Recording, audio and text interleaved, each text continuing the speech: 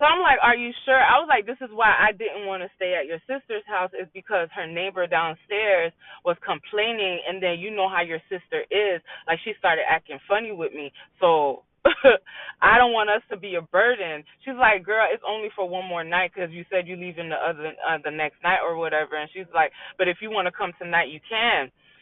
So I was like, yeah. And then I think that day she was cooking or something like that. I was like, it would be nice to have some home cooked meal or whatever. So me and the girls went and stayed with her and spent the night with her, just having a good time like we usually do when we get back friends talking as friends or whatever. So the next morning,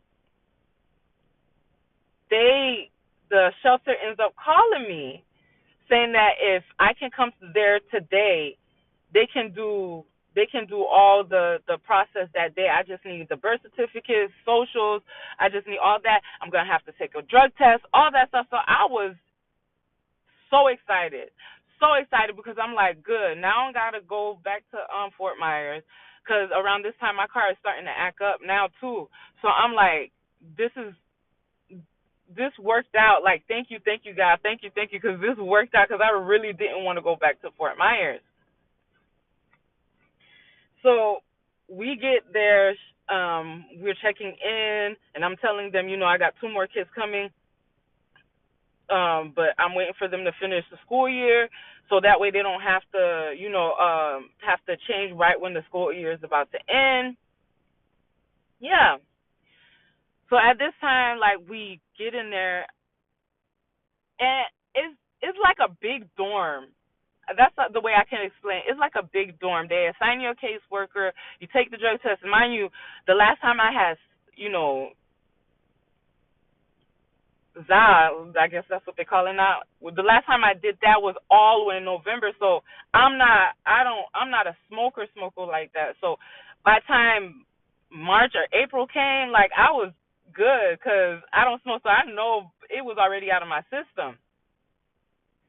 So they sign you up, they give you a caseworker, and they send you to your room. And because I had a total, it was going to be six people in the room, so they gave us like a room that had like three bunk beds. They told us all the rules. We was gonna have to clean up. We had assignments, and then we was gonna have to start going to the parenting classes. Automatically, my children, because they were daycare age, was automatically gonna go to their daycare. Then it was gonna help with um job assistance, all that stuff. So them first couple of months, like, it was good. Like, there was nothing really wrong being there or whatever. And mind you, when I went into the second person I had children with, they didn't even know, like, until like a couple of months later. That's when he found out.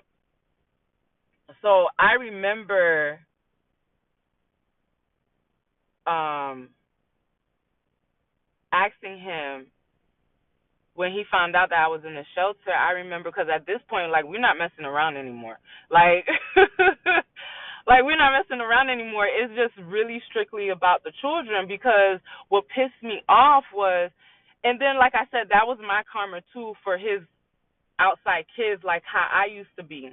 Because when he was with Cece, that's why it didn't make no sense with these girls that kept getting with him, and y'all not really, really trying to get to know him, like. So I remember asking him to come get the kids, like, so that way I can have a little free time or whatever. Because he does it all the time for his oldest daughter. So I'm like, okay, I've been there for you. I'm thinking you're gonna do right by me and my children or whatever. So I asked him, I was like, okay, so when are you gonna start getting the girls? Like, because it's getting that time where, like, I should be able, you could have them every other weekend. So he proceeds to tell me that Cece don't want none of my kids over there, and that her family don't know how many kids he really have. But mind you, before our youngest daughter was, no, she was on his, because when I was breaking into his page, I put pictures of all my kids on his page, so that way nobody could say y'all didn't know about me and y'all didn't know about my children. I said, how they don't know how many kids you have? And he says, yeah, like, she doesn't want my kids over there. But I'm like, but she's pregnant with your child, and you have other kids, and I know your daughter stays with your family. So what do you mean? So I was like, you know what?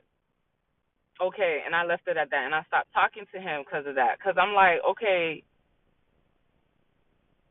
here you are, you showing favoritism again. So I left that alone. But due to the fact like I stopped talking to him, like a couple of weeks later, he was like, I can start dropping them off to her because I think the animosity between me and her, I guess she felt like I was gonna come and start drama at her place. Like, girl, you is irrelevant to me because you're dealing with that. I whatever you think I'm about. He's like you said, he's not mine. Why am I'm coming to fight you and bother you? Then that has nothing to do with my children, because our oldest daughter was still asking for him. So now I gotta explain to her, oh well, your dad's girlfriend don't want you over there because they don't know how many kids he really has.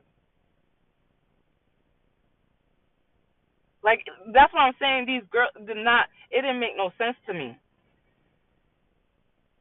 So a couple of weeks later, he ends up, texting me and saying that now they can start coming over. And I was like, okay, what changed or whatever? And I guess I don't know what changed. I really didn't care. I dropped them off.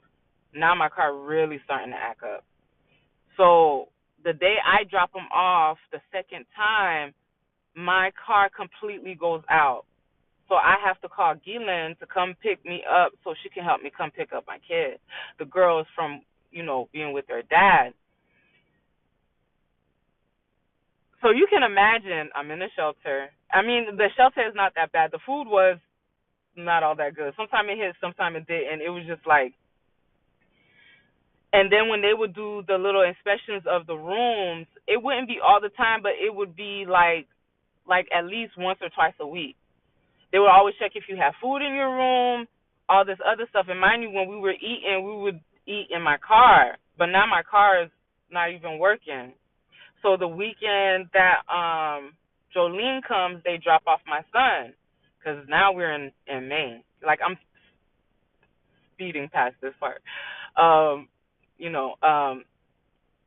But I also want to say, like, during the first couple of months when I had to go to like the parenting classes and the job searches and everything like that, the one counselor kept telling me about was telling the whole group about was how us mothers, that's how a lot of us mothers fall into depression, is because a lot of times we're doing so much for everybody else we forget about ourselves. And then we have issues from our past or from our childhood that's weighing us down, that we have tucked and put aside, that we've never dealt with. That's why self-care is so important. That's why healing is so important. And at first it didn't hit me at that time, but when he said that about how we work, and we never out